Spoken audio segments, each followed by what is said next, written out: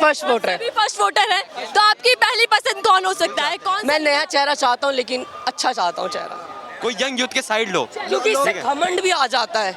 अगर एक ही चेहरे से आता रहेगा तो उसके ऊपर घमंड आता है। बीजेपी के टाइम पे, आज के टाइम पे घमंड है। बीजेपी के अंदर घमंड है? हाँ, आज के टाइम पे घमंड, उन्हें पता है कि हम आएंगे पावर में, इसीलिए वो ज़्यादा ऑन नहीं करती है। आज के टाइम पे उन्हें पता है कि हम ये करेंगे, वो कौन आ जाएगा, उन्हें पता है विपक्ष में कोई ताकत नहीं है। राजीव गांधी कांग्रेस का कितने काम करे, अगर आज वो नहीं होते तो शायद हमारे पास नागालैंड, असम कुछ होता ही नहीं।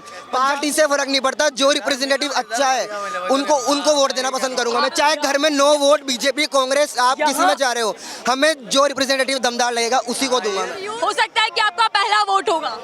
देखिए, मेरा मानना है कि गवर्नमेंट स्टेबल नहीं रहनी चाहिए, सबको मौका मिलना चाहिए, लेकिन हमारे पास ऑप्शन की कमी है।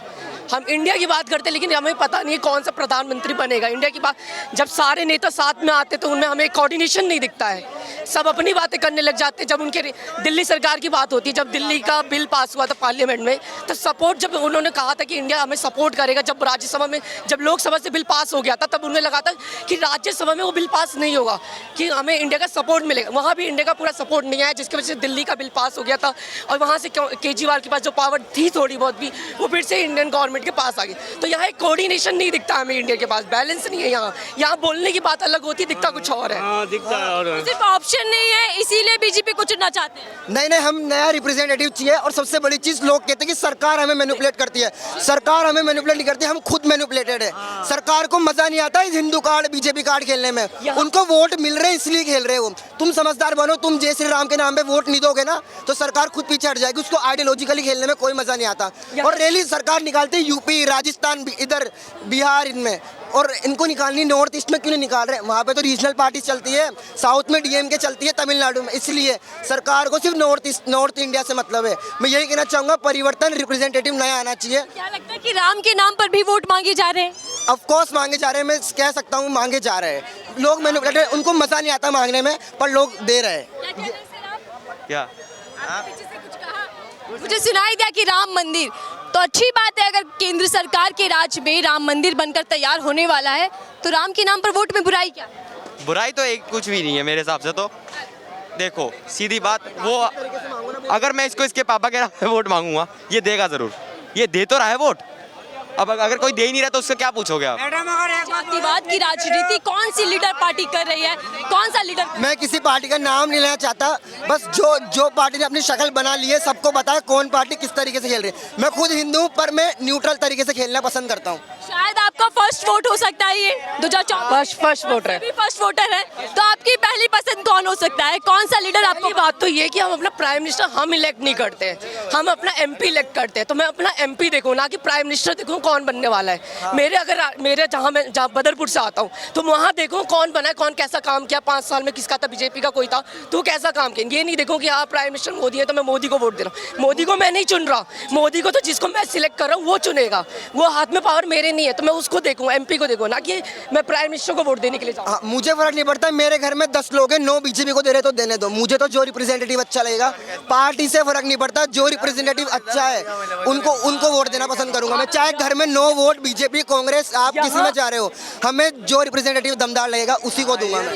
यूथ है तो देखिए, फर्स्ट वोट भी और इम्पोर्टेंट भी हो जाता है, क्योंकि आप ही के कंधों पर जिम्मेदारी है। हमें मैनिपुलेट नहीं कर सकता कोई, एजुकेशन का सिर्फ यही फायदा है। और मैं चाहता हूँ कि एजुकेशन जब स्प्रेड कर रहा है जो लीडर रिप्रेजेंटेटिव, उसे ही वोट देना पसंद। क्या लग रहा है कि यूथ की बात करने वाला कौन सा नेता?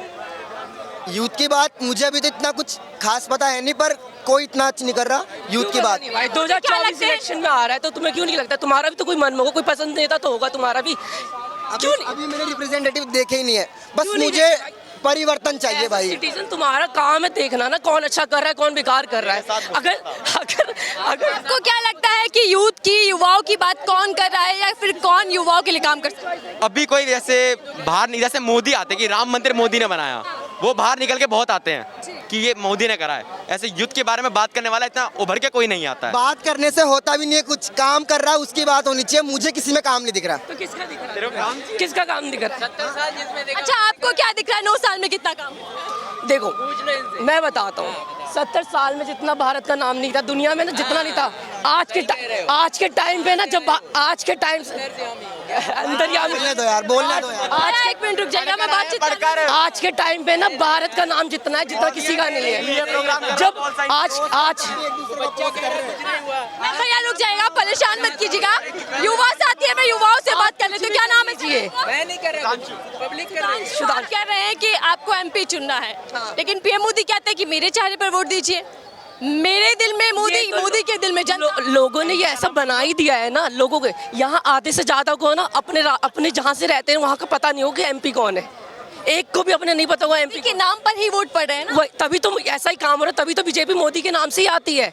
क्यों कांग्रेस नहीं आती? कांग्रेस का एक चेहरा ही नहीं है।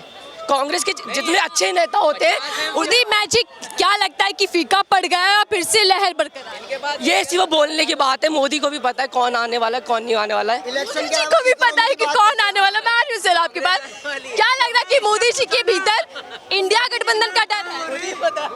मैं साफ कहता हूँ 2024 में सबको पता है कौन आने वाला है। भले यहाँ कितनी भी बहस हो जाए 2-3 घंटे, सब यहाँ सारे कांग्रेस के भी आ जाए, कितने बीजेपी के भी आ जाए। आपको क्या लग रहा है कि 9 साल में कितना? नहीं, आप चुनाव की बात करो, कोई इकोनॉमी देश में कुछ रहा उसकी बात नहीं करनी किसी को भी।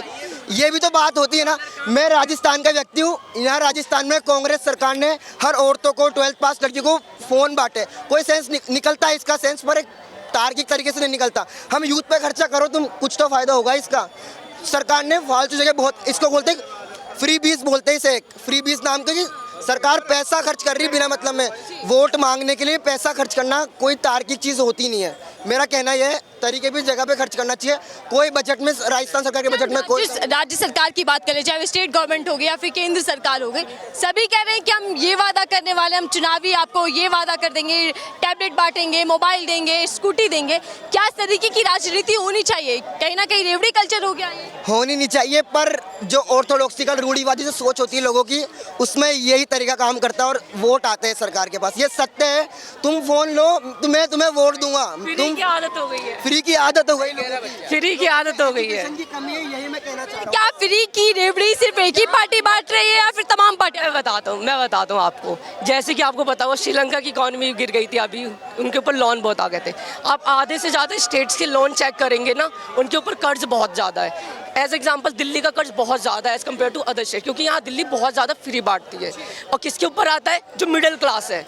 आप गरीबों की बात करते हो, आप देते हो उनको फ्री की आदत, उनके मुंह में फ्री की आदत हो गई। क्या फ्री की स्कीम सिर्फ राज्य सरकार बांट रही है या फिर केंद्र बर्डन किसके ऊपर आ रहा है? एक बात कहते हैं, फ्री किसने करा? फ्री किसने करा यार? भैया फ्री किसने चालू करा ये बताओ। मैं दूंगा फ्री, मुझे कौन देगा? फ्री कौन देगा? फ्री बिजली मिल रही है, तभी तो वोट देने जाओगे आम आदमी पार्टी को। फ्री का तो राशन भी मिल रहा है, सरकार केंद्र सरकार की योजना है, उस पर आप क्या कहेंगे? वो नहीं दिखाई देता है। वो नहीं दिखेगा। एक शब्द में सरकार को नोट करना है। सबको अपनी रोटी सेकनी है बस। मैं ये जानता हूँ सबको अपनी रोटी सेकनी है। बीजेपी सरकार की मैं बात करती हूँ, तीनों यंग लोग हैं आप, क्या नया देख पाए? इसमें कितना काम युवाओं के लिए हुआ, महिलाओं के लिए हुआ, फिर देश कितनी तरह? सबसे ज्यादा जो नया देखा है वो जियो पॉलिटिकल लेवल पे हमारे देश ने रिलेशंस काफी अच्छे बनाए। ये कहना पड़ेगा, मोदी जी की तारीफ करनी ही पड़ेगी। ये मतलब उन्होंने, नहीं भाई ये अंधभक्ति है मेरे हिसाब से, मतलब मुझे लगता है। आप अपनी बात बोलिए। नहीं चलो चलो आप बोलो। यूथ के लिए काम हुआ या नहीं? यूथ के लिए काम मुझे इतना सच बताऊं आइडिया नहीं है प्रॉपरली। आप लोग क्या करते हैं ये भी बता दीजिएगा। कौन सी स्टडी? स्टूडेंट्स है, due students, Motilal Nehru college first year. पहली पसंद कौन रहने वाला है ये तो बता देंगे या फिर राज? क्या पहली पसंद कौन रहने वाला है? नहीं, कोई नहीं अभी तक पहली पसंद। न बस परिवर्तन आप चाहिए, परिवर्तन आप भी परिवर्तन चाहते हैं? बिल्कुल चाहते हैं। मैं नया चेहरा चाहता हूँ, लेकिन अच्छा चाहता हूँ चेहरा।